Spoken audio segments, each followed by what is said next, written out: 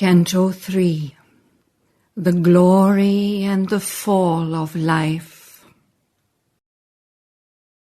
But here were worlds lifted halfway to heaven. The veil was there, but not the shadowy wall. In forms not too remote from human grasp, some passion of the inviolate purity broke through a ray of the original bliss. Heaven's joys might have been earth's if earth were pure. There could have reached our divinized sense and heart some natural felicities, bright, extreme, some thrill of supernature's absolutes. All strengths could laugh and sport on earth's hard roads and never feel her cruel edge of pain. All love could play, and nowhere nature's shame. But she has stabled her dreams in matter's courts, and still her doors are barred to things supreme. These worlds could feel God's breath visiting their tops. Some glimmer of the transcendent's hem was there. Across the wide aeonic silences, immortal figures of embodied joy traversed wide spaces near to eternity's sleep. Pure mystic voices in beatitude's hush appeal to love's immaculate sweetnesses, calling his honeyed touch to thrill the worlds, his blissful hands to seize on nature's limbs, his sweet, intolerant might of union to take all beings into his Saviour arms, drawing to his pity the rebel and the waif, to force on them the happiness they refuse. A chant hymeneal to the unseen divine, a flaming rhapsody of white desire, lured an immortal music into the heart, and woke the slumbering ear of ecstasy. A purer, fierier sense had there its home, a burning urge no earthly limbs can hold. One drew a large, unburdened, spacious breath, and the heart sped from beat to rapturous beat. The voice of time sang of the immortal's joy. An inspiration and a lyric cry the moments came with ecstasy on their wings. Beauty unimaginable moved heaven bare, absolved from boundaries in the vasts of dream. The cry of the birds of wonder called from the skies, to the deathless people of the shores of light. Creation leaped straight from the hands of God. Marvel and rapture wandered in the ways. Only to be was a supreme delight.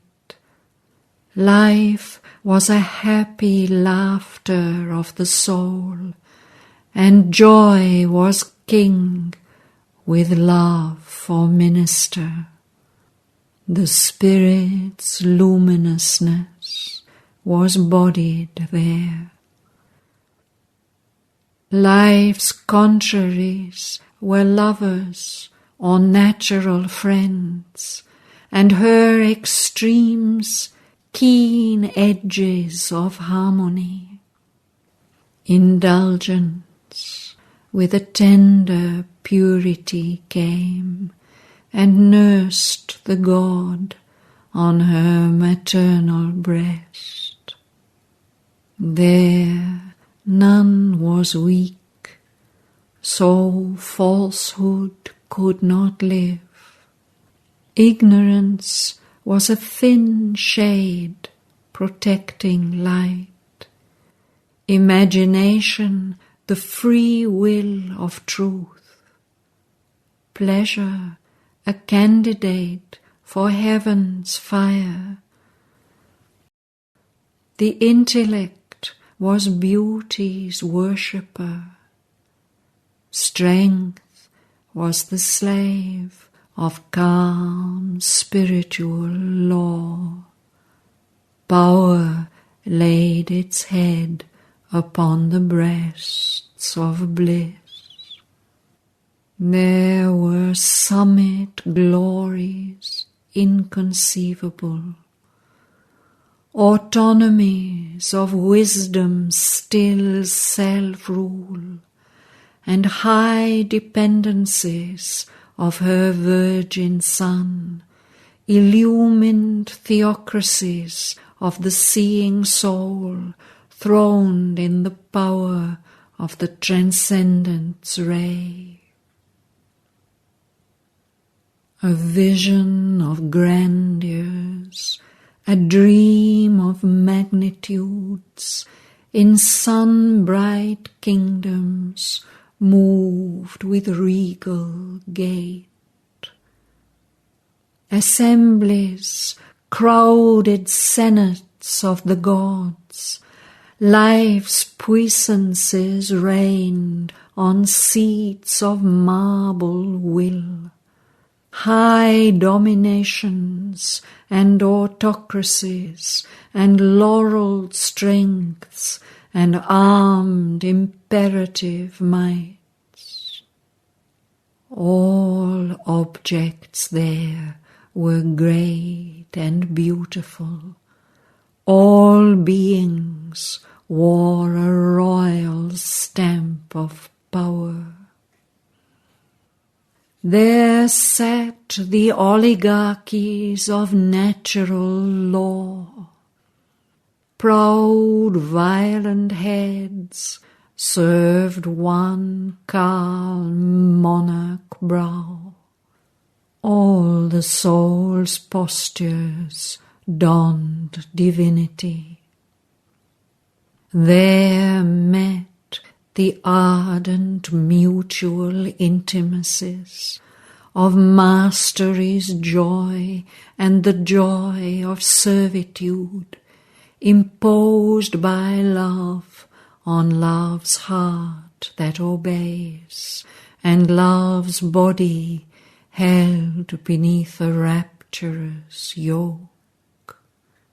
All was a game of meeting kinglinesses. For worship lifts the worshipper's bowed strength, close to the God's pride and bliss his soul adores.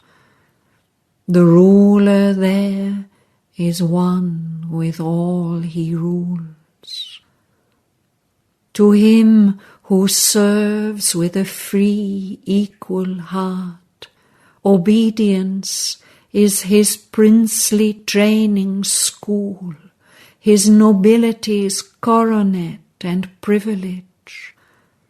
His faith is a high nature's idiom, his service a spiritual sovereignty. There were realms where knowledge joined creative power in her high home and made her all his own. The grand illuminate seized her gleaming limbs and filled them with the passion of his ray, till all her body was its transparent house, and all her soul a counterpart of his soul. Apotheosized, transfigured by wisdom's touch, her days became a luminous sacrifice. An immortal moth in happy and endless fire, she burned in his sweet, intolerable blaze. A captive life wedded her conqueror. In his wide sky she built her world anew. She gave to mind's calm pace the motor's speed, to thinking a need to live what the soul saw, to living an impetus to know and see. His splendor grasped her puissance to him clung. She crowned the idea a king in purple robes, put her magic serpent scepter in thought's grip, made forms his inward vision's rhythmic shapes, and her acts the living body of his will. A flaming thunder, a creator flash, his victor light rode on her deathless force.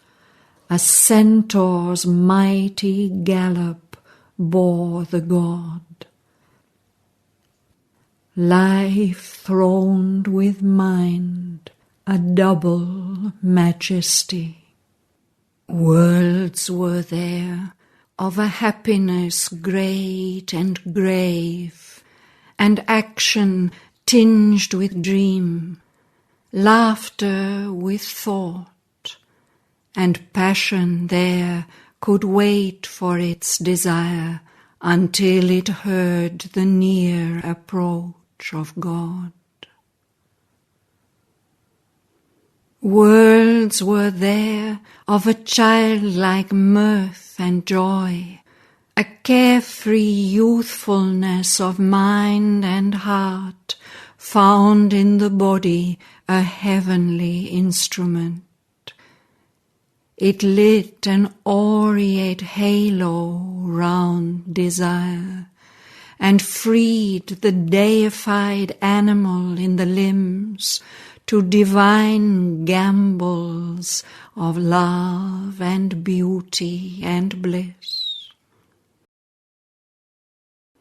On a radiant soil that gazed at heaven's smile, a swift life impulse stinted not nor stopped. It knew not how to tire. Happy were its tears. Their work was play, and play the only work, the tasks of heaven a game of godlike might, a celestial bacchanal forever pure, unstayed by faintness as in mortal frames. Life was an eternity of rapture's moods. Age never came, care never lined the face. Imposing on the safety of the stars a race and laughter of immortal strengths, the nude god-children in their playfields ran, smiting the winds with splendor and with speed. Of storm and sun they made companions, sported with the white mane of tossing seas, slew distance, trampled to death under their wheels, and wrestled in the arenas of their force. Imperious in their radiance like the suns, they kindled heaven with the glory of their limbs, flung like a divine largesse to the world, a spell to force the heart to stark delight. They carried the pride and mastery of their charm, as if life's banner on the roads of space. Ideas were luminous comrades of the soul. Mind played with speech, cast javelins of thought, but needed not these instruments toil to know. Knowledge was nature's pastime like the rest. Investitured with the fresh heart's bright ray, an early God instinct's child inheritors, tenants of the perpetuity of time, still thrilling with the first creation's bliss, they steeped existence in their youth of soul, an exquisite and vehement tyranny, the strong compulsion of their will to joy, poured smiling streams of happiness through the world. There reigned a breath of high immune content, a fortunate gate of days in tranquil air, a flood of universal love and peace, a sovereignty of tireless sweetness lived like a song of pleasure on the lips of time.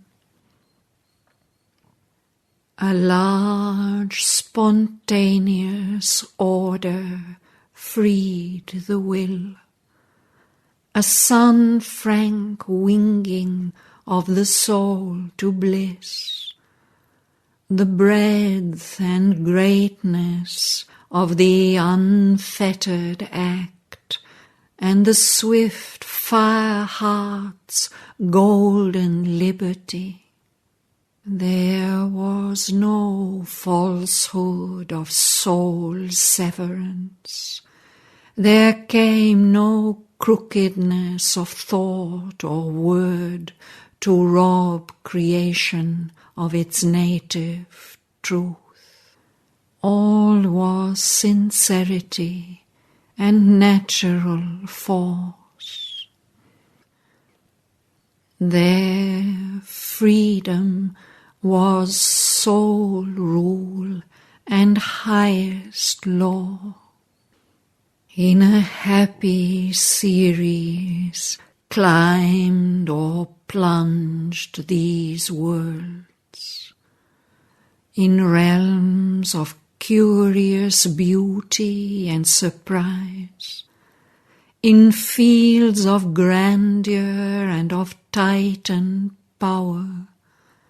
Life played at ease with her immense desires. 1,000 Edens she could build, nor pause. No bound was set to her greatness and to her grace and to her heavenly variety. Awake with the cry and stir of numberless souls, arisen from the breast of some deep infinite, smiling like a newborn child at love and hope, in her nature housing the immortal's power, in her bosom bearing the eternal will. No guide she needed but her luminous heart. No fall debased the Godhead of her steps. No alien night had come to blind her eyes. There was no use for grudging ring or fence. Each act was a perfection and a joy. Abandoned to her rapid fancy's moods and the rich coloured riot of her mind, initiate of divine and mighty dreams,